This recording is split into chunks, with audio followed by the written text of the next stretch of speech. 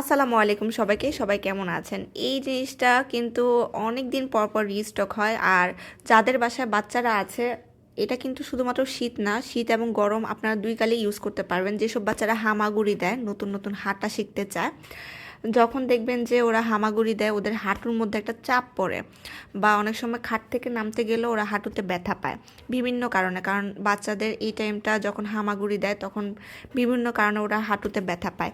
তো আপনাদের কথা চিন্তা করি বা বাচ্চাদের কথা চিন্তা করি আমরা এই হাঁটু মোজাগুলো নিয়ে আসলাম। এগুলো সম্পূর্ণ ইম্পোর্টেড, খুবই ভালো কোয়ালিটির।